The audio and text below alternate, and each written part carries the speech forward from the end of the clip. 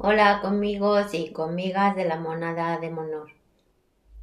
Vamos a grabar este nuevo vídeo esperando que salga con la suficiente calidad para poder ver esta información privilegiada para la monada de Nur.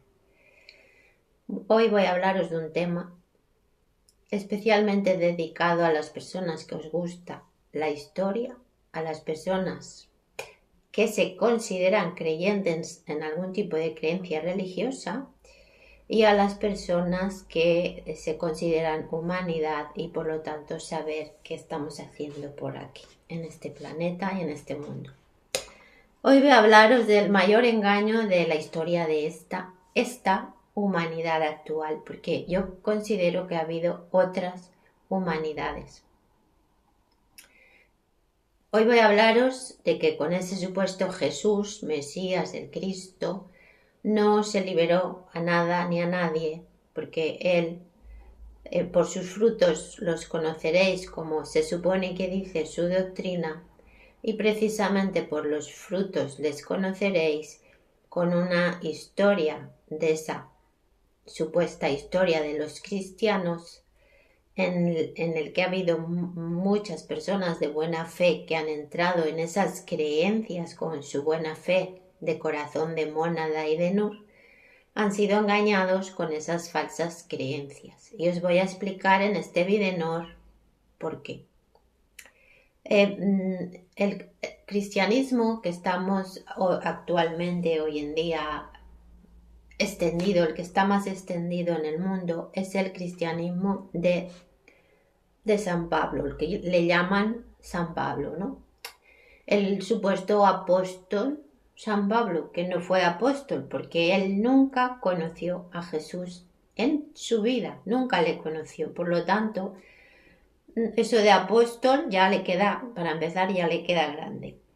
Él se inventó un falso Mesías, que es el que se asimiló al de los primeros cristianos, con un tal, supuestamente un tal Jesús, se asimiló a los primeros cristianos y se inventó un falso Mesías, ¿vale?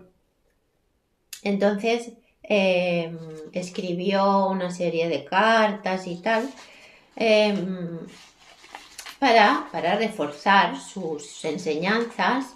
Dijo que en la siguiente generación volvería a venir ese supuesto Mesías Cristo Jesús, y este no vino ni en la segunda generación, no vino nunca más, no ha vuelto a aparecer por aquí y bueno, aún así pues la Iglesia se hace un poco la sorda a este engaño, hace la disimulada a este engaño, porque ellos siguen bebiendo vino en la misa, beben el vino, comen el pan y beben el vino, a ver si vino, pero no viene, el Cristo no viene. Entonces, vamos a ver, tenemos a un tal emperador Constantino I, que era un emperador romano de la Roma occidental.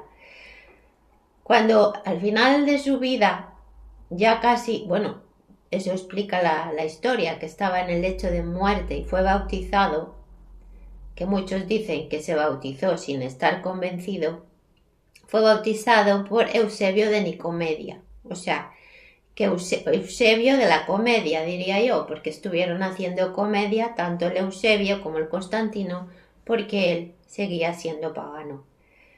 Este Eusebio de Nicomedia, haciendo comedia, era el obispo de Constantinopla, que hoy en día es Estambul, en Turquía. Hoy en día está en Turquía. Le llamaban Constantino I el Grande, su nombre era Flavio Valerio Constantino, y era un visionario, o sea, todo un emperador romano, con todos sus medios a su alcance y con todas las matanzas a las que se dedicaba para expandir el imperio romano. Él basó que todo el imperio romano se subyugara a las creencias cristianas de los supuestos primeros cristianos, basándose en una visión que tuvo supuestamente cuando iba a una de las guerras tuvo una visión en la que vio una cruz y en nombre de esa visión, alucinación, enajenación que tuvo, pues tomó a la cruz como estandarte y obligó que todo el Imperio Romano se convirtiera al cristianismo, al que antes habían perseguido, como bien sabéis a los que os gusta la historia, ¿no? Fue también el emperador Teodosio el que decreta que el cristianismo será la religión, no compartiendo la religión con otras creencias, sino que fue Teodosio, el emperador, el que después de Constantino obligó que la religión exclusiva del Imperio Romano fuera a ser la religión cristiana, que entonces ya se le llamaba cristiana, luego ya tomó el nombre de católica, que ahora os explicaré qué quiere decir eso. Eso fue en el año 380, cuando se declara como exclusiva esta religión. Ya en el año 313, el emperador Constantino la había legalizado, la había permitido que esta religión se pudiera practicar en el Imperio Romano y hicieron el Edicto de Milán. Y entonces, a partir de entonces, lo que empezaron a perseguir, continuaron persiguiendo es al pueblo judío. O sea, ya permitieron que hubieran cristianos, pero ya se dedicaron a enfocarse en perseguir al pueblo judío. Luego tenía un emperador de la Roma oriental, porque si sabéis de historia, Roma tenía dos emperadores, uno era de la Roma occidental, que era Constantino, y luego está el emperador Licino, que era su cuñado casado con Constantina, la hermana de Constantino, y que promovió la libertad religiosa, aunque también durante un tiempo los persiguió a los cristianos, pero luego la permitió esta libertad religiosa, aunque al final este emperador Licinio fue asesinado, ajusticiado por su cuñado Constantino, pues porque no le caía muy bien y no contento con matar a Licinio, mató también a su hijo, a pesar de que era su sobrino, ¿no? Entonces, dentro de los primeros cristianos hubo un montón de ramificaciones, un montón de prácticas, tanto dentro de los gentiles como dentro de los judíos, que es donde se supone que se originó este mesianismo.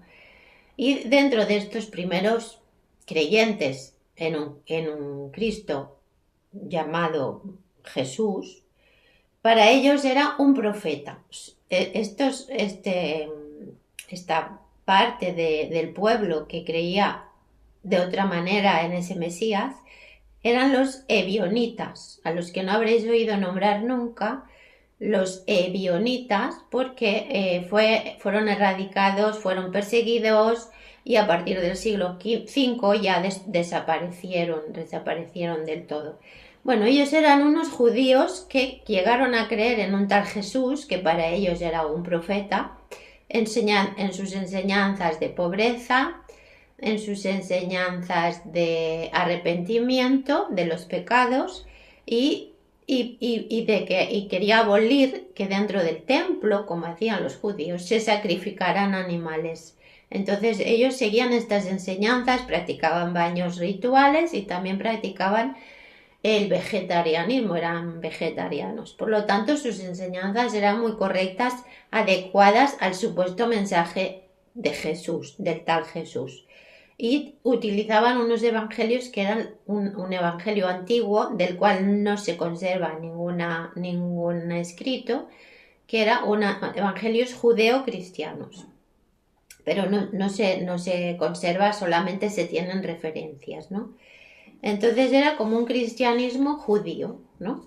Pero se persiguió y incluso los mismos cristianos que no eran judíos, que eran cristianos gentiles, que se llama, también les perseguían, no sé por qué, porque se supone que predicaban lo que había predicado Jesús, para que veáis cómo ese primer cristianismo que tomó fuerza que fue el cristianismo de Pedro y de Pablo, era un cristianismo ya corrupto, corrompido o pervertido o maligno ya desde sus orígenes, ¿no? Porque estos ebionitas creían que el sucesor legítimo del tal Jesús, que era un profeta, tenía que haber sido Santiago, al que le llamaban Santiago el Menor, porque verdaderamente sus enseñanzas sí que seguían estando acordes con las enseñanzas de Jesús y era una iglesia cristiana judía dentro de Jerusalén, con el apóstol Santiago. Pero los primeros cristianos seguidores de Pedro rechazaron totalmente este aspecto y pusieron a Pedro, el ignorante, que era un ignorante, pusieron a Pedro como un padre de la iglesia. Como a Pedro y a Pablo se les llama padres de la iglesia. Yo lo que os voy a explicar en este video es que todas las supuestas creencias en esta supuesta iglesia católica que conocemos hoy en día son un fake, son falsas. Están basadas en estos dos supuestos padres de la iglesia que son Pedro y Pablo.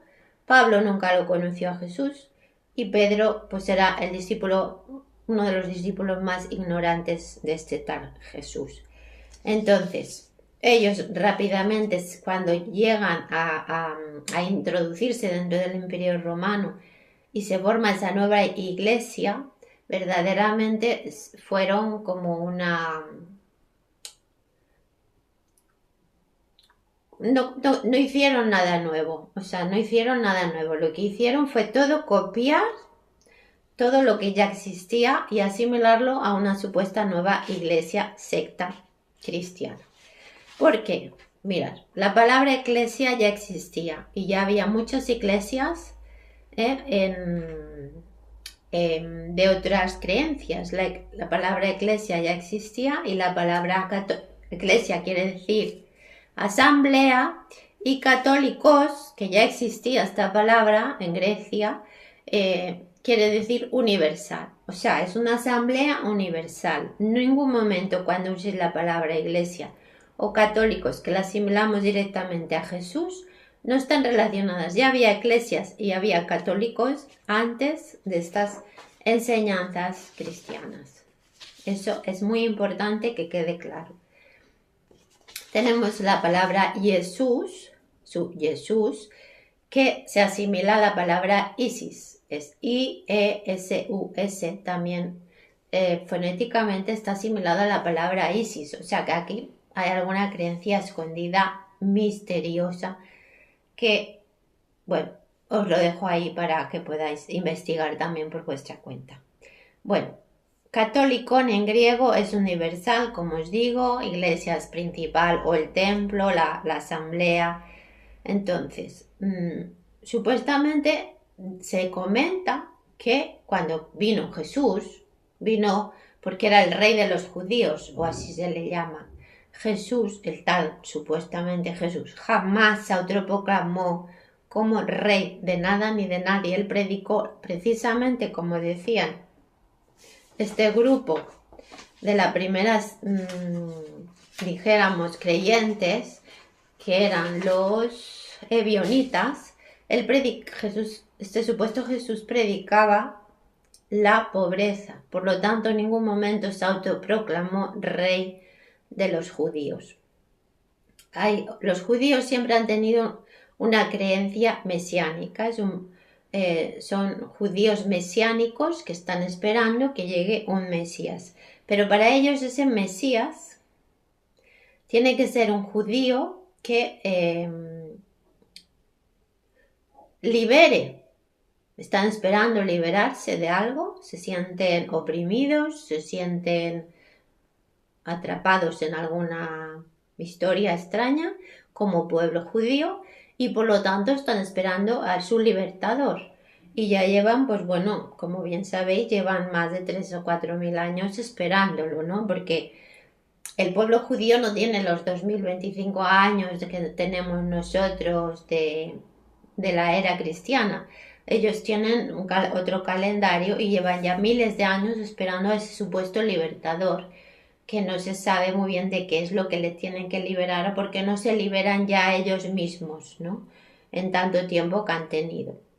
Bueno, entonces se mezcla esa creencia de la secta de los nazarenos, de Nazara, que es Nazaret, y que están esperando a un Mesías libertador, a un libertador, pero en ningún momento tiene que ser un rey de los judíos, tampoco hace falta que sea ningún rey.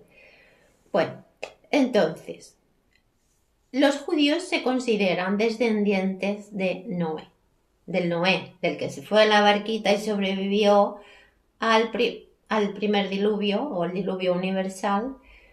Entonces ellos creen ser descendientes de Noé. A ver, y se consideran los Bnei Noach. Noach es Noé. Noach es la palabra Noé, ¿vale? Que por lo tanto se les llama los noágidas. Serían los descendientes de Noé. Si supuestamente durante el diluvio universal pereció todo el resto de la humanidad, cosa que no es cierta, que bien sabemos que seguramente hubo más supervivientes, porque si solamente hubieran sido los supervivientes hijos de Noé, no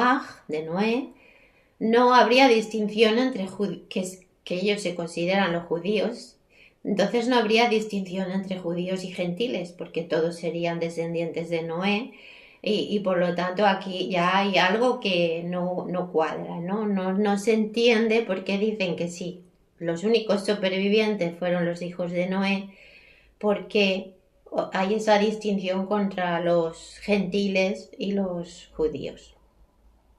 Bueno, para el pueblo judío lo más importante de todo son las 7 leyes noágidas. Son como unos mandamientos, pero son 7, ¿sabéis? Entonces ellos, su mayor creencia y la que se supone que ellos quieren que crea toda la humanidad son estos mandamientos noágidas. Y con estos, si cumplen estos mandamientos, podrán tener una recompensa los judíos, incluso el resto de la humanidad también podrá tener parte de esa recompensa, aunque no sean judíos, para el mundo venidero, el Olam Haba. El Olam Haba es el mundo venidero. Entonces, ese Olam Haba sería solo para los judíos. Pero si hay humanos que tienen la deferencia de cumplir esos 7 mandamientos sagrados, también podrán en un momento dado formar parte, no deja muy claro si se les pueda poder permitir entrar en ese mundo venidero. Más bien, ellos preferirían que ese mundo venidero fuera solamente para los noágidas, ¿de acuerdo? Y eso funciona incluso hoy en día, eso es básico hoy en día, y incluso está mencionado por los mismos presidentes de los Estados Unidos que hacen mención a estos 7 mandamientos de Noé. Vale, entonces los judíos consideran que San Pablo es un blasfemo que cumplió abominación, y os voy a explicar por qué. Para los judíos, comparar a un ser humano con un Dios es una abominación. Ningún ser humano podemos ser Dios según sus creencias. Entonces, cuando San Pablo estuvo escribiendo y proclamando que Dios era Jesús, para ellos era un blasfemo, igual que para los ebionitas consideraban que el apóstol era un falso apóstol y que además era un apóstata de la ley, porque las leyes judías dicen que ningún ser humano puede compararse con Dios, cosa que me parece bastante lógica, y por tanto está prohibido en las 7 leyes noágidas adorar a un ser humano como si fuera un Dios. Por lo tanto, parte la base, esta iglesia católicas, parten de una base de una abominación de la ley. Y esto los judíos lo saben. Lo que no lo saben son la inmensísima mayoría de los cristianos. Porque hay que ponerse a investigar la historia para detectar este punto tan importante en el que el cristianismo y todas las sectas y creencias cristianas a partir de un profeta o un maestro llamado Jesús, ha llegado a la abominación por creer y compararlo con un Dios. ¿Vale? Vale. Después tenemos una historia paralela. Ahora voy a hacer mención a una historia paralela que corre por ahí en la historia, que es un hecho real que existió, que está mucho más demostrado que existió Apolonio de Tiana, que mucho más demostrado que existiera el tal Maestro Jesús, y mucho menos que el tal Maestro Jesús fuera un dios. O sea, pero este hombre, Apolonio de Tiana, sí que está demostrado su existencia, y os lo voy a explicar. Él era un hombre, os lo digo porque ahora entenderéis por qué os menciono a Apolonio de Tiana. Él era un predicador, también un maestro. Él sanaba enfermos, exorcizaba demonios, predecía el futuro, tenía evidencia. Sus enemigos en un momento dado también le entregan a las autoridades romanas para que sea juzgado porque les daba rabia pues sus buenas acciones y todo lo que predicaba, ¿no? Entonces él atraía multitudes que iban a escucharle sus predicaciones y incluso se menciona que a la hora de morir ascendió al cielo. Vale, o sea que él se supone que sí que hizo una ascensión en cuerpo al cielo. Eso suena, que es lo que se suele contar en la historia del tal Jesús, ¿no? Él, Apolonio de Tiana, era hijo de una rica familia de Tiana en Capadocia, en Grecia, que hoy es llamada Kemerhisar en Turquía. Entonces, Tiana pertenecía a Grecia, pero hoy en día pertenece a Turquía. Y ya hubo un filósofo que explicaba la historia que ya le llamó la atención que todo lo que se contaba de Apolonio se semejaba muchísimo a lo que explicaban del tal Jesús. Incluso le llamaban a Apolonio, que aquí también voy a deciros la curiosidad, que la palabra Apolonio se asemeja mucho a Napoleón, a ver si los masones, que fueron los que pusieron a Napoleón en el emperador de Francia, eran seguidores del tal Apolonio. Es una curiosidad, ¿no? Pero bueno, se comentaba que Apolonio de Tiana le llamaban hijo de Proteo, que Proteo era un dios de Egipto, y al tal Apolonio le adoraban tanto las multitudes que le llamaban hijo de Proteo, que es una curiosidad porque también a los masones siempre les ha atraído mucho las creencias que hay en Egipto, ¿no? Él incluso está demostrado que había un templo de Egas, el templo de Egas se daba veneración y se daba culto a Apolonio. ¿Y por qué está demostrado? Porque el mismísimo emperador Constantino I, en el año 331 después de Cristo, él andaba todavía por ahí siendo de emperador y mandó destruir este templo de Egas porque le daba rabia que se diera culto a Apolonio de Tiana. Y entonces, también, o sea, lo que yo quiero hacer, llamar la atención, si el tal Constantino se consideró en un momento dado creyente, cristiano, ¿por qué tendría que tener rabia de alguien que predicó lo mismo que se supone que predica el cristianismo? Porque le dio tanta rabia que mandó destruir el templo de Egas. Entonces, ¿por qué le tendría que dar tanta rabia a una persona que predicó la pobreza, la austeridad, el arrepentimiento, el vegetarianismo, el dejar de sacrificar y de comerciar con animales y todo eso? Entonces es muy curioso, ¿no? ¿Por qué le dio rabia eso a Constantino, ¿no? ¿Por qué tenían esa rabia a Apolonio cuando se supone que realizó las mismas gestas y los mismos hechos que se supone el tal Jesús, ¿no? Incluso Apolonio estudió en la escuela de Pitágoras, no se cortaba el pelo ni las barbas, no tomaba vino ni carne, predicaba la castidad, predicó en contra de la tiranía, incluso llegó a decir y hacer 5 años de silencio. Él dijo que estaría 5 años en silencio y así lo practicó. O sea, una persona excepcional, un maestro que está documentado que sí que existió y que estas fueron sus enseñanzas, y sin embargo, pues aquí hay algo también extraño porque no se habla de él y sin embargo se atribuye al tal Jesús todas esas cosas que hizo Apolonio, ¿no? Bueno, pues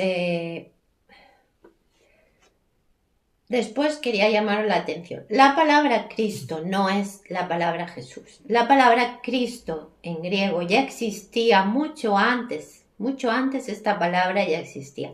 Esta palabra no es asimilada directamente a Jesús. Incluso la palabra Cristo en griego, que es lo mismo que la palabra Mesías en hebreo. Lo mismo que esperan al Mesías o al Cristo no significa que la mayoría de gente tiene asimilado que directamente son palabras que se asimilan a Jesús, y no es así. Esas palabras ya existían antes y incluso en Antioquía, especialmente la palabra Tristos ya con CH, que también puede ser Cristos con K, lo que significa es ungido. No significa nada más que la palabra ungido. Es un elegido, es un ungido por Yahvé. Ha de ser un ungido por Dios. ¿Y cómo se produce? Es ungüere es elegir a alguien para un cargo notable. O sea, un Cristo que es un ungido es simplemente alguien elegido para un cargo notable, para alguien importante. Y le llaman ungido porque lo van a untar todo su cuerpo en unos rituales y unas ceremonias y lo van a untar con aceites. Y esto es un Cristos, que pueden ser sacerdotes, pueden ser reyes, teocráticos, reyes que creen en Dios, quiere decir, reyes teocráticos, pueden ser sacerdotes, pueden ser patriarcas, pueden ser profetas, pueden ser Cristos. Porque tienen que ser, o sea, la palabra Cristo es ungido simplemente. Puede ser un profeta, puede ser un patriarca, puede ser un sacerdote, puede ser un rey teocrático, pero luego se restringió, que ya vinieron estos con ese pensamiento sectario y dijeron, bueno, aquí un ungido, vamos a cambiar esto que se va a notar demasiado y queremos que solamente haya uno, solamente uno solo.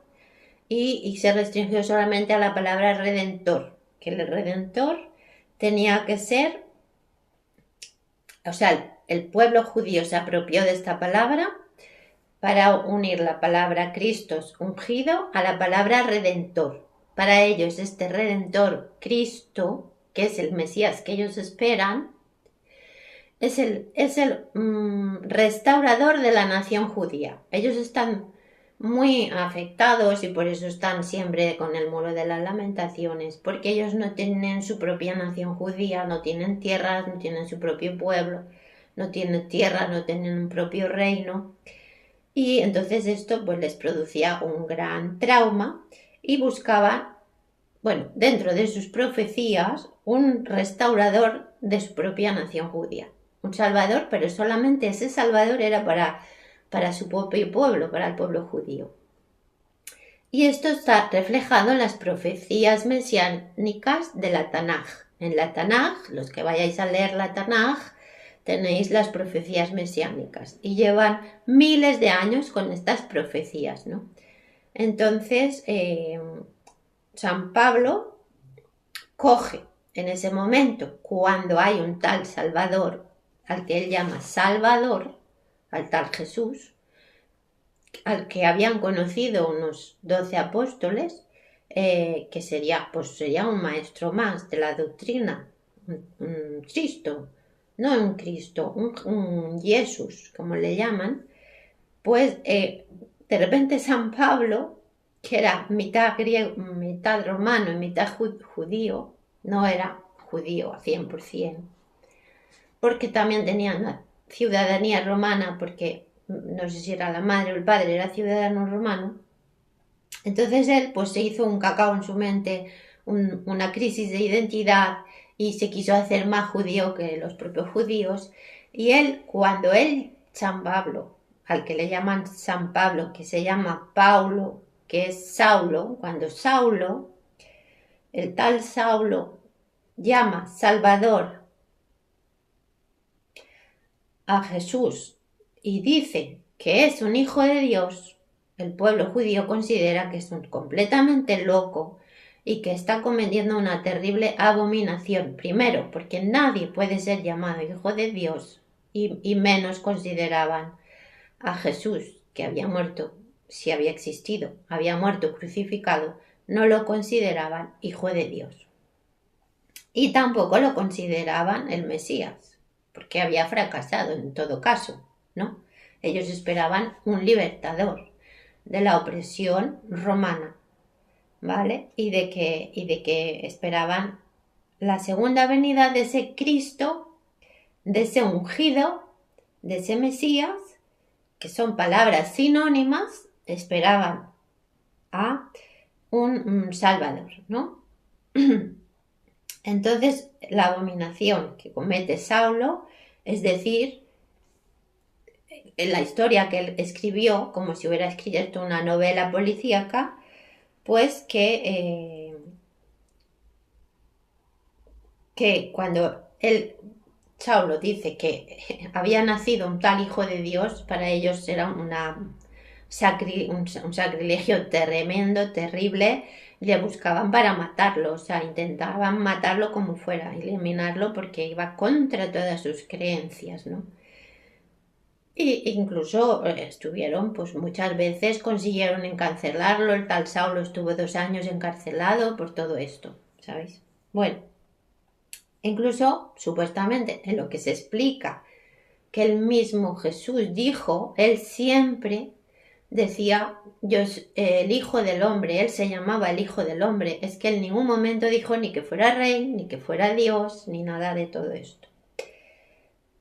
Entonces, los judíos, como os digo, ellos están esperando la parusía, que se llama la parusía, que es la segunda venida del Cristo.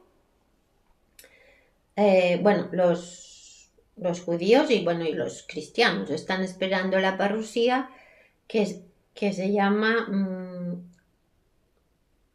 la parusía. También acusaron al tal maestro, si es que se atribuyó que él era el Cristo, le acusaron de blasfemo. Por eso lo pone claramente en el Nuevo Testamento, que fue juzgado por blasfemo el supuesto Jesús, porque él no podía decir que él era el Hijo de Dios. ¿Me entendéis ahora por qué en la Biblia, en el Nuevo Testamento, los evangelios de los 4 apóstoles dicen que le acusaban por blasfemo ante los romanos, los mismos judíos, porque no podía decir que era hijo de Dios?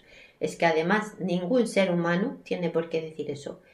Todos tenemos nuestra partícula divina, pero nadie sabe ni quién es Dios, ni dónde está, ni nada de eso, por mucho que os engañen con falsas creencias. ¿Vale? Entonces, también deciros, ahora va a nivel histórico, la palabra Yeshua, que es Jesús, Yeshua, Joshua, que habéis oído la palabra Yehoshua con H, Josué, Yehoshua es también Josué, Jesús, Yeshua o Isa en árabe, Jesús es Isa en árabe, significa Salvador. O sea, igual ni siquiera existió, simplemente se asimila a la palabra Salvador también. Entonces, la palabra Yeshua era muy común en aquella época judía y tenía un fuerte significado religioso y cultural. Había muchos judíos de aquella época que se llamaban Yeshua o Yeshua. Joshua. Uno de los más importantes era Josué, que también se puede llamar Oseas, son la misma palabra, Josué o Oseas, ¿no? Entonces era un sucesor de Moisés, Oseas. Por eso había muchos Oseas y Josué y Jesús, pero había mucha cantidad con ese nombre. Y en el Nuevo Testamento griego ya se empieza a escribir en latín, que es I-E-S-U-S, Jesús. Pero es la misma palabra de Joshua o Yeshua. Es y Jesús en latín, que acaba llamándose Jesús con J, ¿no? Jesús. Pero viene de Jesús en latín, de la palabra Joshua en hebreo y arameo, de Isa en árabe, ¿no? Y bueno, pues entonces los arqueólogos incluso han desenterrado más de 70 tumbas en las que pone ese nombre, que ya aparece ese nombre en el Antiguo Testamento, ese nombre ya aparece de 4 personajes diferentes. Os lo digo porque puede ser que uno de estos personajes, que ya incluso ya aparece en el Antiguo Testamento, fuera repescado por los apóstoles o por Pablo y se dieran a formar ese tal personaje llamado Jesús. Pero ya os digo, Jesús había muchos, porque Yeshua significaba salvador, salvación, que era una persona que ya de por sí ya sería un maestro para ese pueblo, ¿no? Y que ya había varios personajes en la historia con ese nombre. Es más, porque se dice, si supuestamente nació un 25 de diciembre, que es totalmente falso, porque el 25 de diciembre nació Mitra, que era el día del Sol Invictus en Roma, ya era el 25 de diciembre, es el día que adoraban al Sol, el nacimiento del Sol. Y luego él también nació miles de años antes, 2 o 3 mil años antes, el mismo 25 de diciembre había nacido un tal Krishna, que es el dios humano de color azul oscuro, que hoy en día hay 1.500 millones de hindús que creen en Krishna. 1.500 millones de humanos están creyendo todavía en un personaje legendario de color azul oscuro llamado Krishna, que nació el 25 de diciembre y que se supone que también era hijo de Dios, y que cuando nació para matarlo ya se produjo una matanza de niños, de santos, de recién nacidos, lo que se llaman los santos inocentes. Ya hubo una matanza de recién nacidos persiguiendo a este tal Krishna hace miles de años. Entonces, ¿de dónde copiaron ellos esta historia? Si la historia está del tal supuesto Krishna de color azul oscuro, porque si era de color azul oscuro no hacía falta matar a hacer una matanza de recién nacidos, porque le hubieran distinguido fácilmente su color. ¿De qué leyenda copiarían ellos ya hace miles de años esta historia? O que la asimilaron al mismo Cristo, Jesús, que nace también un 25 de diciembre como Krishna, y que se produce una matanza de recién nacidos por el tal supuesto Herodes, porque también quería, al matar a todos los niños, a ver si se cargaba entre ellos estaba Jesús y acertaba a eliminarlo, ¿no? Entonces, bueno, es muy curioso. ¿De quién se está copiando las historietas unas detrás de otras? Unas copias, porque ya Mitra también ya nació el 25 de diciembre. Mitra era el dios más adorado en el Imperio Romano, era uno de los más importantes, porque era el dios Sol e hijo del Sol, ¿no? Bueno, ya tenemos la palabra, bueno, os lo voy a poner aquí,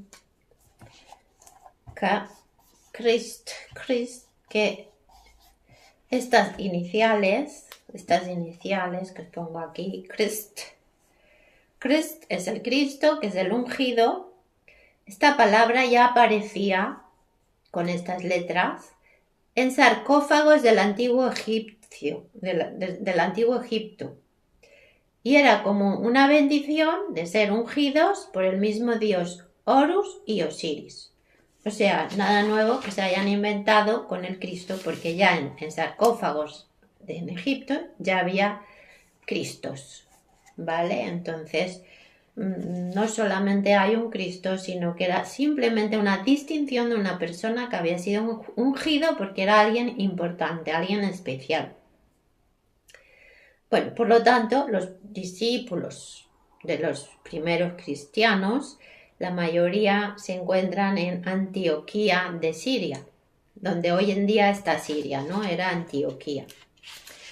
Bueno, Pedro y Pablo se llegan a conocer allí en Siria, en Antioquía, se conocen, se pelean, se discuten, porque no pensaban igual.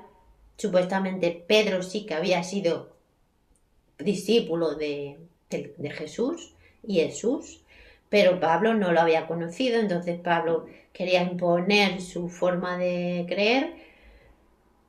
Allí estaba formada la primera comunidad cristiana de judíos y de no judíos y sin embargo, pues bueno, discuten sobre si tienen que aceptar a los no judíos dentro de estas enseñanzas o solamente estas enseñanzas fueran para los judíos. Bueno, aceptan que los que no son judíos no se tengan que circuncidar, que eso es muy importante. Esto es un punto muy importante, la circuncisión. Y luego otro punto importante de discusión es si tenían o no que cumplir las leyes noágidas, las leyes de Noé. Entonces, se comenta que posiblemente están valorando si los no judíos no tuvieran, que para ser cristianos no tuvieran que cumplir estas 7 leyes noágidas, que eso para el pueblo judío era una terrible blasfemia, ¿no? Y bueno, se pelean, Pablo se enfada, se queda solo y se va de allí y se dirige a otros paganos, a los no judíos, para volver y seguir predicando sus historias. Y en las nuevas comunidades no judías es donde van calando esas enseñanzas de Pablo.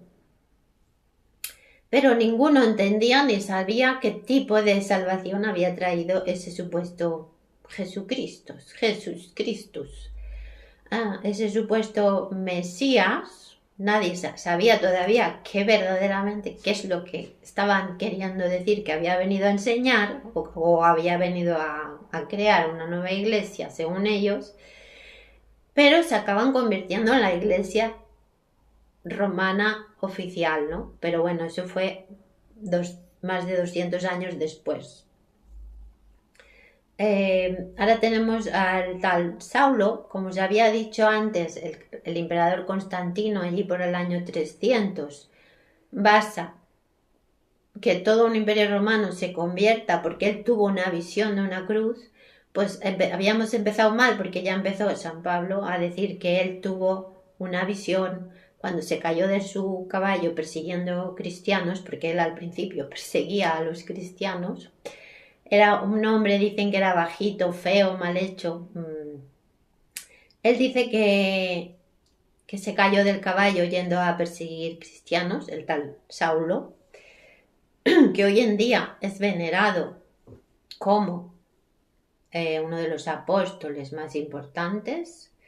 Pues escuchó supuestamente una voz que le dijo: Saulo, Saulo, ¿por qué me persigues? Y a partir de ahí, bueno, se queda ciego, le impone las manos a Ananías y recupera la vista al cabo de un tiempo. Y entonces le bautizan.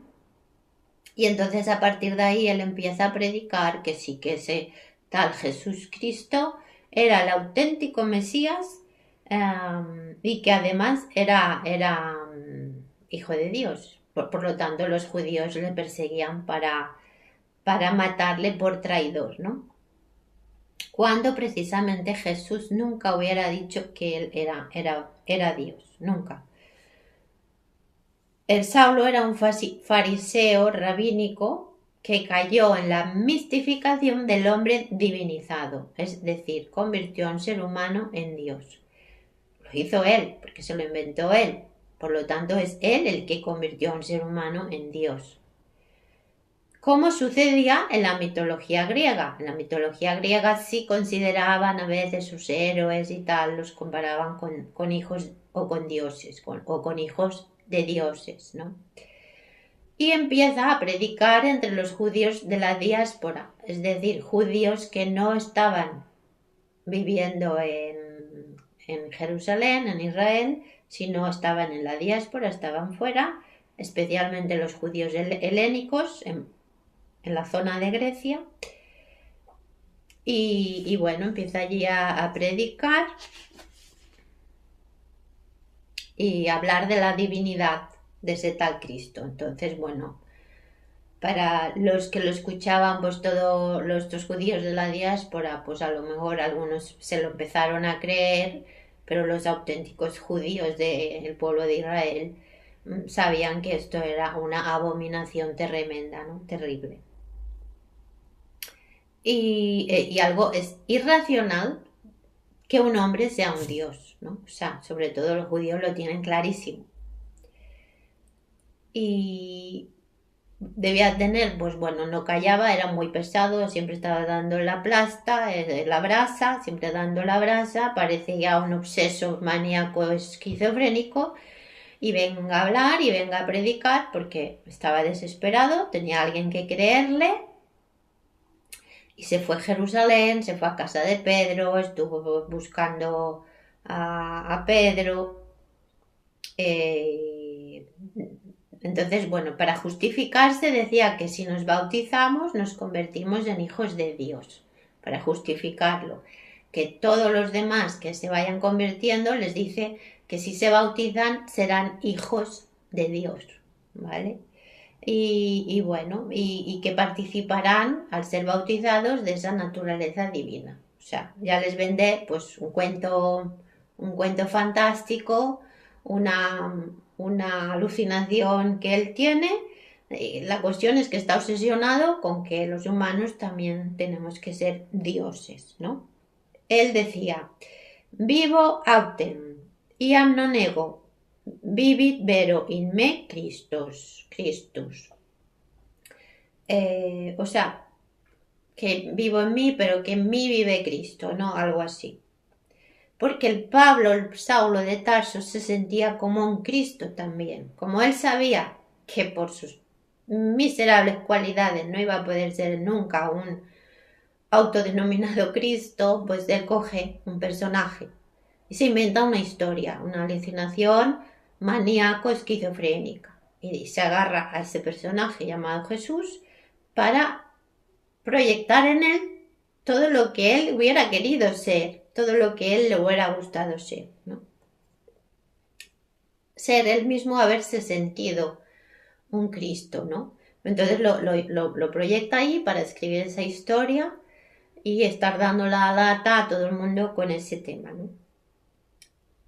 Y bueno, pues llega un momento que con los siglos la Iglesia romana católica sigue diciendo hoy en día que todos somos Cristos. Él se sentía, como dice, un alter Christus ipse Christus.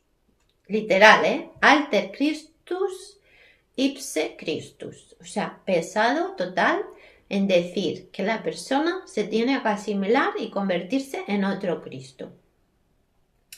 Y los enajenados que empezaron a creer en estas locuras, obsesiones, dicen que es el Espíritu Santo el que le está inspirando. O sea, que todas estas predicaciones sublimadas, sectarias y alucinaciones, dicen que es el espíritu, un tal espíritu que será algún ente burlón el que se estaba cebando en tal Saulo, ¿no? Y entonces él coge una obsesión con ese Cristo y le llaman a esa obsesión, la Iglesia se lo toma muy en serio y le llama pensamiento paulino, ¿vale? Pero él lo que hizo fue inventarse una nueva religión, se inventó la cristología, que la Iglesia era el cuerpo de Cristo.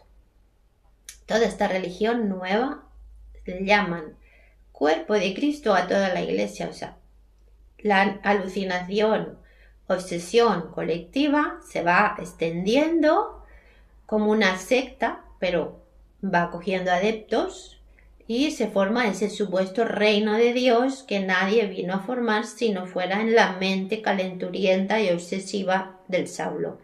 Y dicen que esa iglesia romana católica de hoy en día, que es el reino de Dios, cuando Jesús, el supuesto Jesús o ningún maestro vino nunca a decir que formaba el reino de Dios.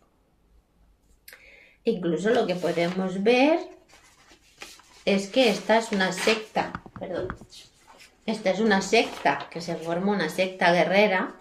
Con el tiempo, los que habían sido perseguidos pasaron a ser guerreros. Es una secta también de sumisión y de control que se extendió y que se ha extendido por todo el mundo con los siglos. Lo que hay que reconocerles que como se han extendido por todo el mundo, y en todo el mundo podéis encontrar edificios que se llaman iglesias, capillas, ermitas y catedrales, pues que son la mayor red de espionaje mundial, y eso sí que hay que reconocérselo. A pesar de que está basada en falsas creencias y de que es una fábrica de chivos expiatorios, porque según las enseñanzas enajenantes hay que perdonar, hay que ser buenos y todo eso, pues es una fábrica de chivos expiatorios, de víctimas, que, supuestamente como el mismo Jesús hizo víctima, y como hay que formar parte de ese cuerpo de Cristo, pues va a ser una fábrica de crucificados de Mesías, y por eso está el crucificado allí, en ese cuerpo sangrante, lo extendieron por todo el mundo, ¿no? Dentro del cristianismo, con los años, con los siglos, se fueron formando catedrales y incluso, ¿cómo le llaman? Bueno, monumentales, catedrales monumentales, grandes templos, parecidos a los templos que ya habría en la antigua Grecia. Pues ellos siguieron creando nuevos templos, grandes catedrales, que dieron nacimiento a las masonerías, que precisamente las masonerías acaban siendo grupos de anticristos, porque van contra ese supuesto Cristo. Se ha formado ahí una dualidad maligna dentro de las mismas catedrales y monumentos eclesiásticos y basílicas, lo que quería decir la palabra basílicas, catedrales, grandes monumentos religiosos, que resulta que en un momento dado empiezan a ser construidos por masones. Y allí se forma la dualidad de que son anticristo, porque ellos renuncian y rechazan al Cristo, todos los masones, porque allí se ha formado una dualidad perversa, muy perversa, ¿no?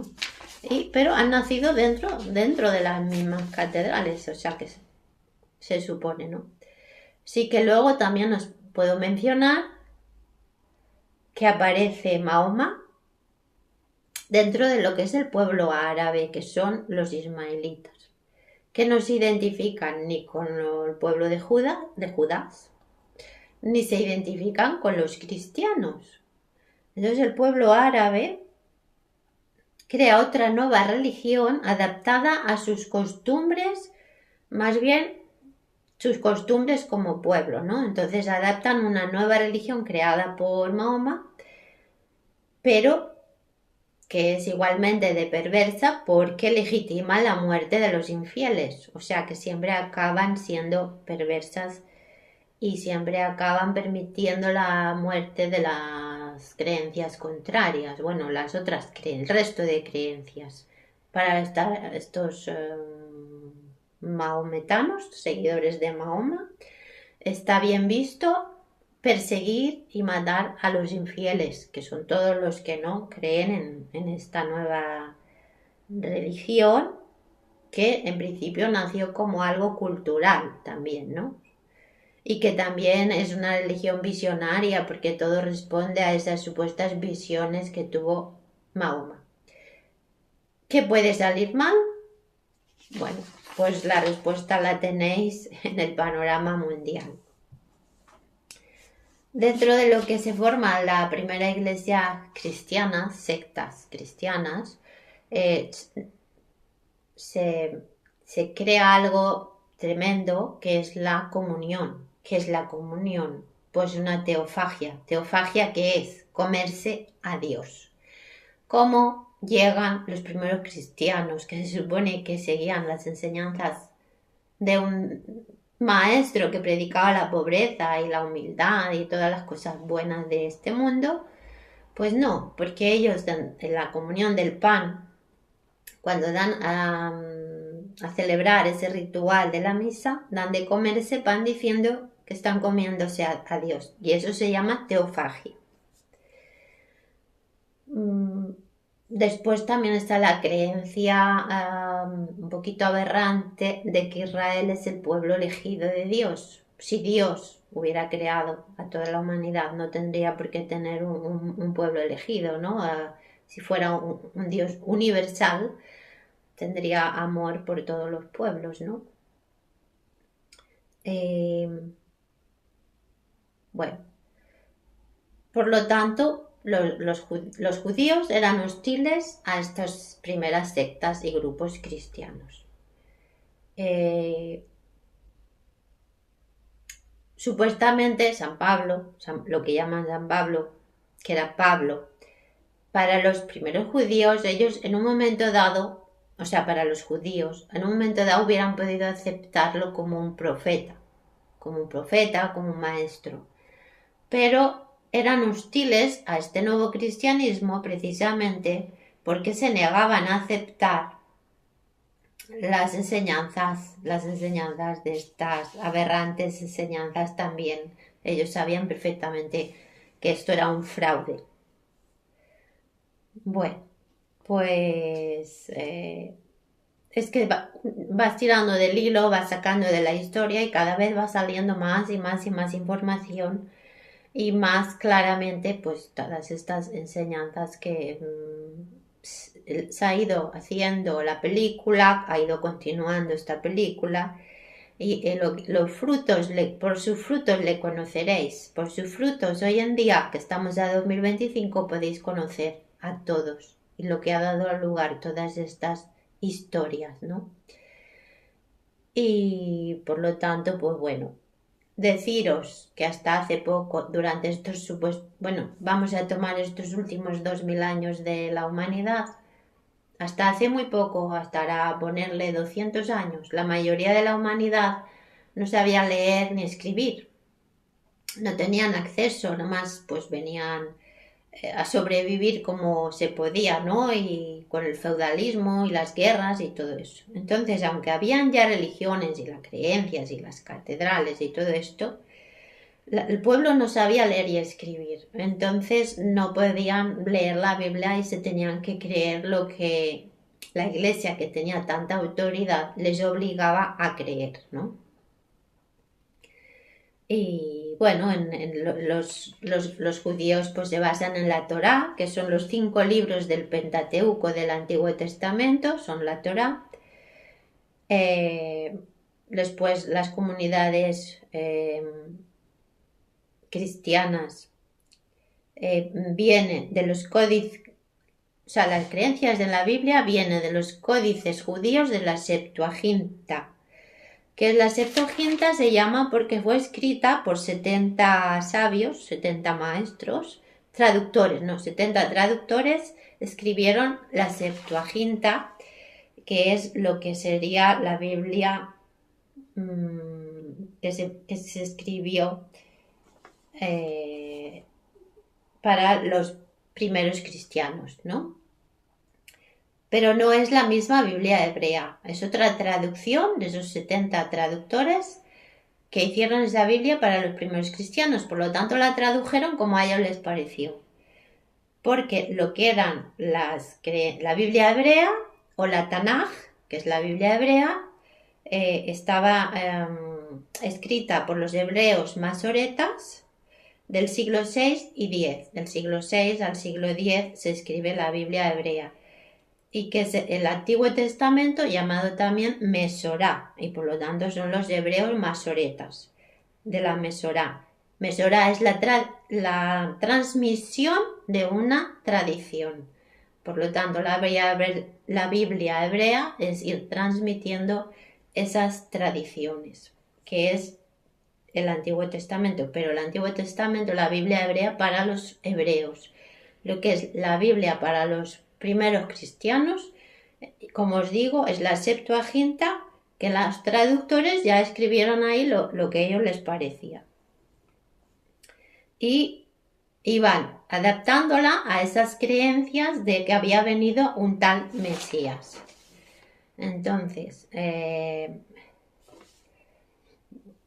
pues la fueron adaptando a su conveniencia, porque los que iban haciendo los escribas la iban haciendo las traducciones a sus conveniencias, ¿no?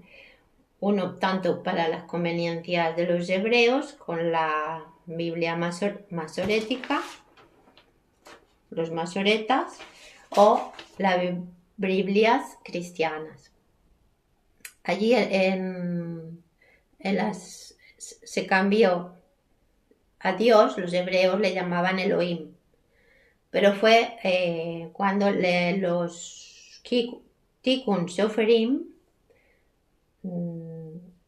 que son escribas, los Soferim son escribas hebreos, cambian el nombre de Elohim por el de Yahvé, que es las iniciales YHWH, y le cambian el nombre de Elohim por el de Yahvé.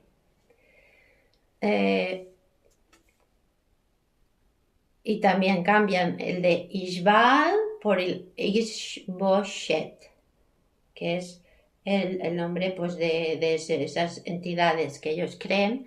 Ishbaal por el de Ishboshet. Y cambios de Keri a Ketib. Por lo tanto, bueno, van haciendo cambios y traducciones como les parece. Encima, además, pues hay los judíos que viven en Israel, luego están los que están en la diáspora, que se van adaptando sus propias creencias de otra manera, ¿no? Los judíos que vivían fuera de la diáspora, la mayoría ya escribían en griego, entonces sus traducciones también van cambiando. Está el filósofo judío Aristóbulo, que no es porque Aristóbulo escribiera bulos, que escribió el Dodecaprofetón, que es el libro de los profetas número 12. Por lo tanto le llaman el Dodecaprofetón. Y ellos pues seguían bastante estas enseñanzas, ¿no? Y el judío Aquila de Sinope de Anatolia, en el siglo II después de Cristo, tradujo literalmente la Biblia hebrea al griego. Esta es la traducción de la Biblia hebrea al griego para estos judíos de la diáspora en el año 130 después de Cristo. Fue escrita por el judío Aquila de Sinope. Y bueno, pues